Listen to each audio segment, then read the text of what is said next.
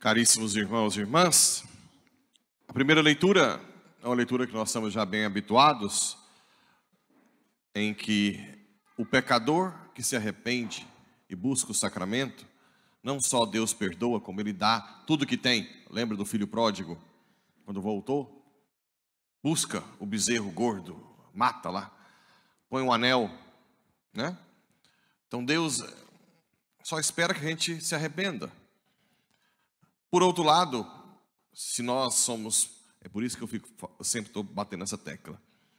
Se nós vamos bem por muitos anos e de repente a gente desvia, Ele também esquece tudo que nós fizemos. Esse é o problema que tem me preocupado muito. Apesar que dos últimos meses isso tem diminuído, mas eu, como pastor, gosto de olhar quem está indo, participando, e de vez em quando a gente vê alguém que às vezes não tinha uma vida muito ativa na igreja e vem com gosto de gás, vai nas missas e tal, e depois desaparece até das missas dominicais. Esse é o problema maior. Não é nem tanto, porque o outro a gente já sabe.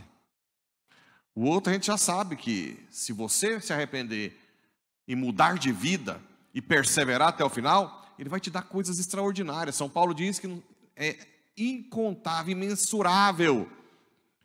Não se pode imaginar a grandiosidade do que Deus vai nos dar.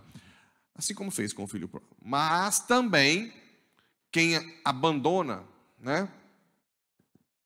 Tem uma menina em São Paulo mesmo, hoje ela é psicóloga, que eu fico assim, com o coração doído. Era da Toca de Assis, fazia adoração. Há um tempo atrás, eu vi umas publicações, eu comecei a conversar com ela.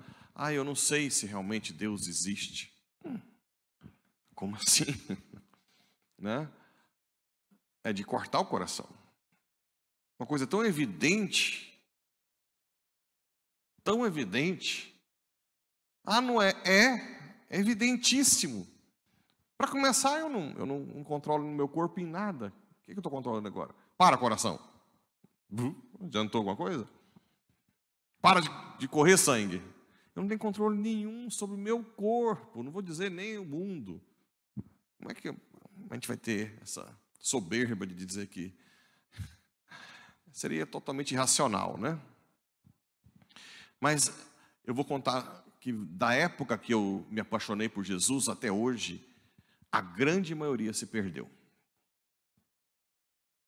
E eu sei disso aqui. Mas se recusardes e vos rebelardes, pela espada sereis devorados. Nós somos seres temporais.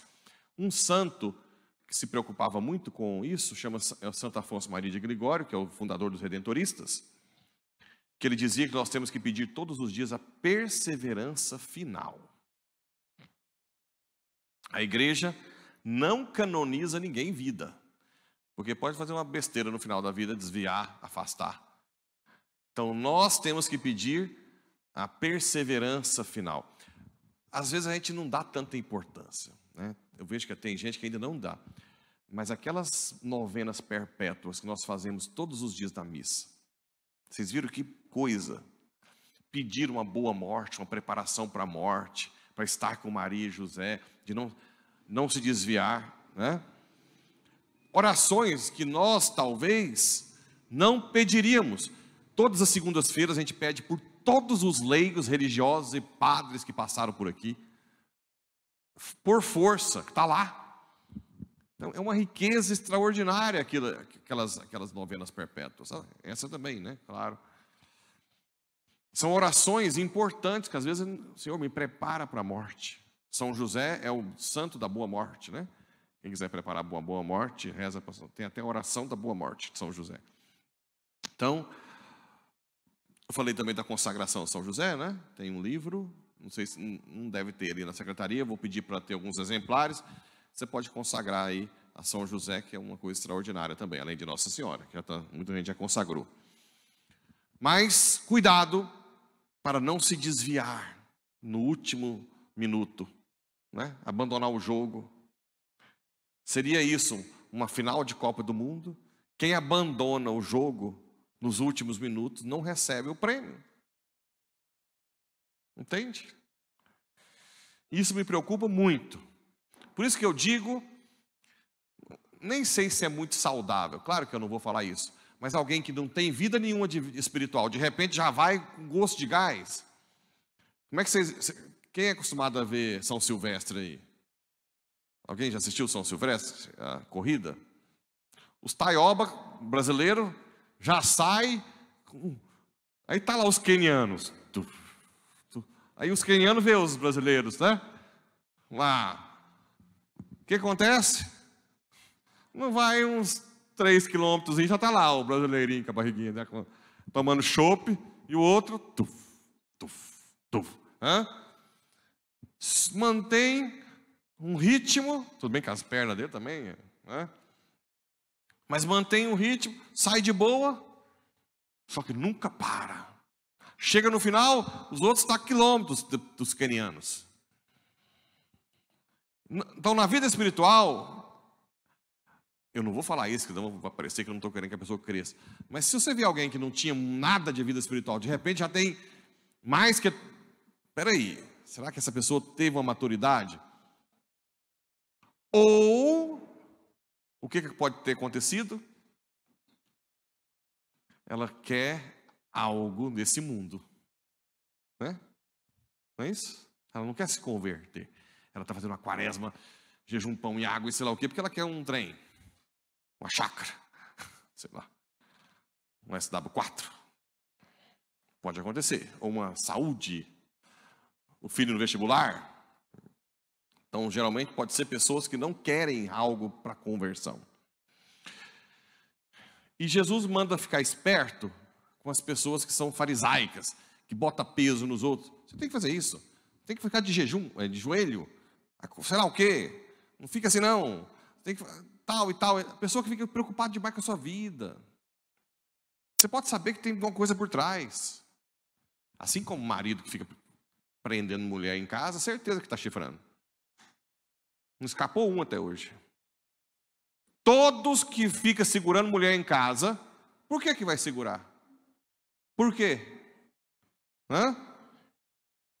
Quando você vira algo que está invadindo a sua vida, o seu espaço, é porque a pessoa tem algo que por trás, que ela, ou inconscientemente ou conscientemente, ela quer se afirmar para esconder algo. Porque a pessoa que está resolvida, por exemplo, pessoa que cobra demais, tem que cuidar dos pobres, fala, o fulano não cuida dos pobres, o fulano não está indo para os pobres. Pessoa que fala demais é porque não cuida de pobre. Ou você acha que Maria Teresa de Calcutá tem tempo de ficar vendo quem não está cuidando de pobre? Ela tem, sei lá, centenas. Ela não tem tempo para olhar, para condenar quem não cuida de pobre. Então, quando você vê que alguém fala, né, hoje ainda mais com redes sociais, né, os pobres, você vai espremer, não sai nada. É igual que as laranjas secas, né? Só tem blá, blá, blá. Então, Jesus já está falando, fique esperto. A pessoa está muito preocupada com a sua vida. Não é assim que fica, não. É assim que ela... toda hora, pelo amor de Deus, vai cuidar da sua vida. Não é normal isso. Ou corrige o tempo inteiro. Às vezes correções estúpidas. Tem algo por trás. E o que mais que Jesus falou para ficar esperto? Pessoas que têm desejo de ser vistas, serem vistas. Elogiadas. É outro problema sério de gente que não tem vida espiritual profunda. Porque quanto mais vida espiritual você tem, menos você se apega a elogios e críticas, ou elogios e méritos, né? A pessoa que está em Deus, ela é o que é diante de Deus. Ela não está preocupada com o que pensam dela. É um sinal forte de vida espiritual profunda ou não. Ou o ciúme, o apego também ao cargo, ao que faz, também é outro sinal grave. Bem, era isso, mas eu queria falar um pouco de novo, pela 100ª vez, eu vou falar 1000 vezes, de Santa Perpétua e Felicidade. Santa Perpétua era a patroa e tinha Estava grávida quando se converteu, deu à luz e teve a perseguição em Roma. E foi presa porque ela se declarou cristã. O pai levava todos os dias o filho para ser amamentado e tentava convencê-la de negar a sua fé. Minha filha, olha aqui, volta para casa. Basta dizer que não sabe, que não é cristã. E ela dizia: papai, como eu vou dizer algo contra mim mesma? Não tem como eu negar isso. Olha seu filho. Não, Deus que me criou, Deus que nos criou. Felicidade é a empregada da Perpétua, que estava grávida.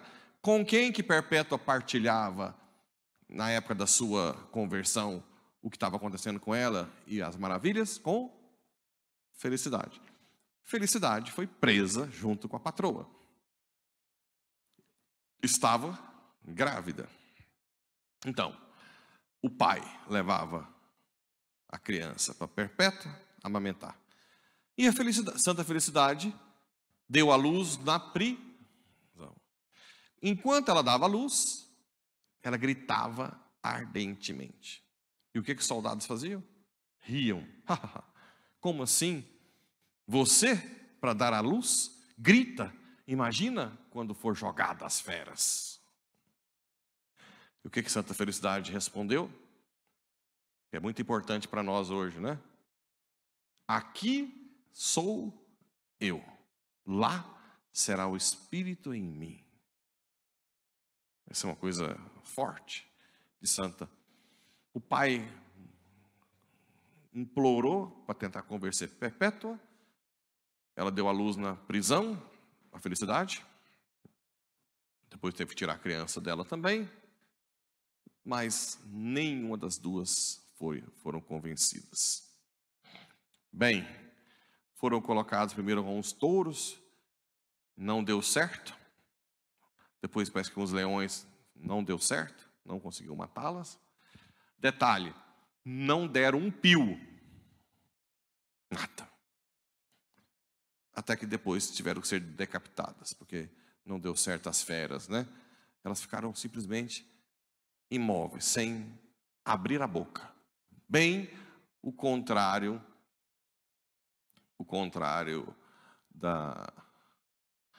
do parto. Bem, isso foi no ano 203. Nós estamos no ano 2023. Então tem quanto aí? Como é que é? Tira 200, 9 fora. 1800 anos. Sim? 1800 anos. Vocês sabem o que são 1800 anos? Quem já foi em ordenação de padre ou de diácono? Adivinha quais são as santas que sempre tem? Santa Perpétua e Felicidade. Nossa Senhora.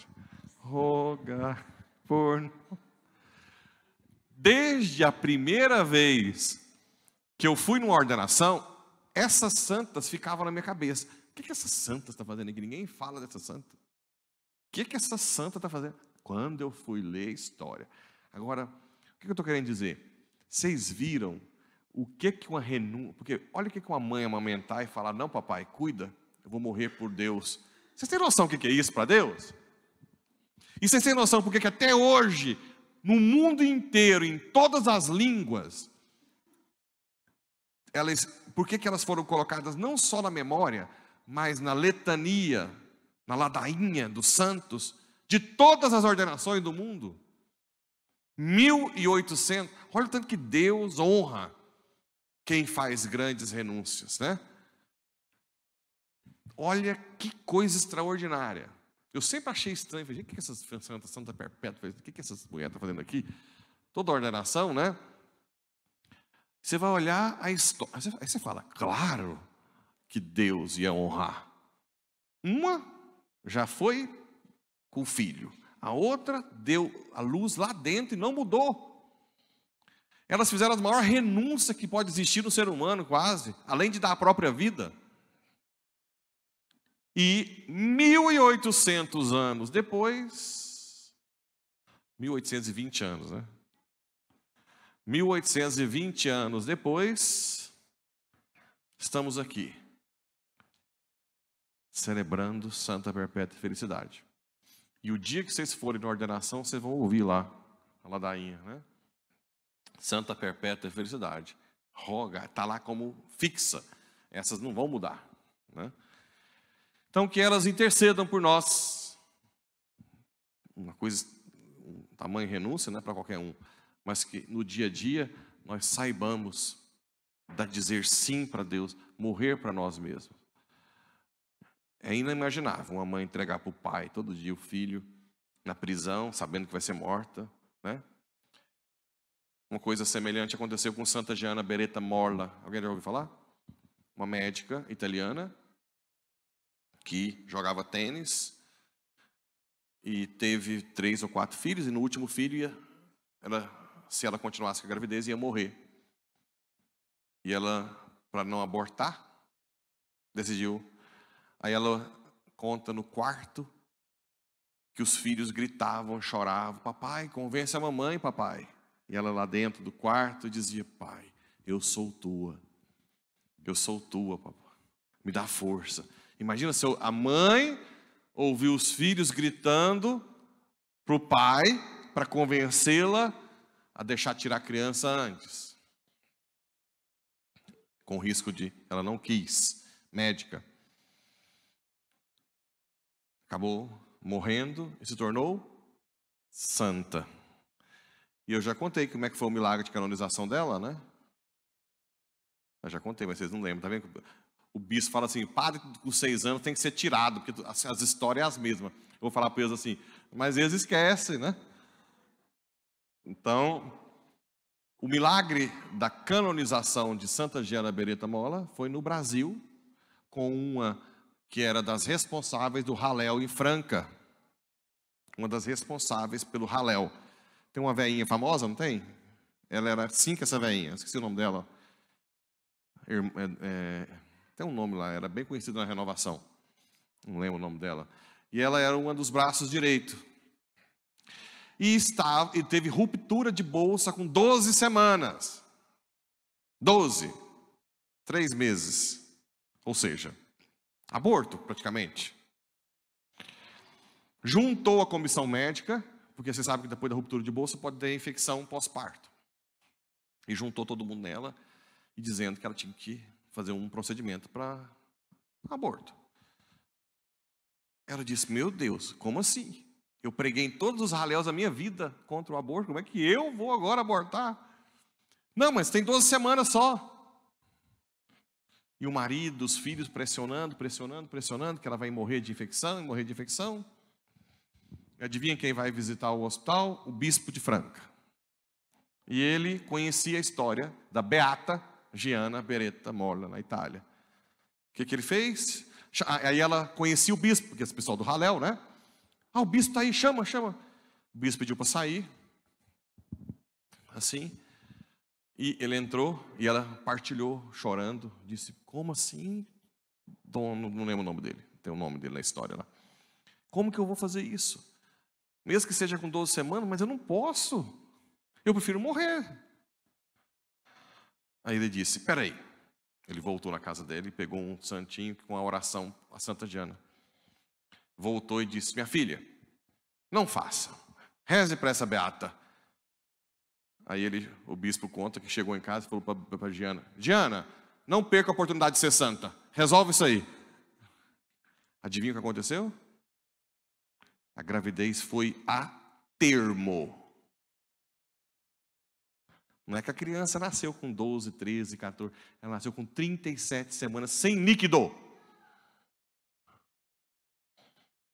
E 100% saudável. E estava na canonização de Santa Gianna. A mulher que morreu no parto intercedeu para outra mãe não morrer. Com um milagre. Depois vocês vão saber aí qual é a história direitinho, o nome dela lá do Halel. Entende como é que Deus honra? 12 semanas, foi por 37 semanas, a termo, sem nenhum... Como é que vai sem líquido? Claro que todos os médicos têm lá os relatórios, milagre, milagre, milagre, milagre. E ela estava grandinha quando foi canonizada, ela foi na canonização, a criança, né? Então, a gente que não presta, né? Mas que Deus honra quem é santo, Ele honra.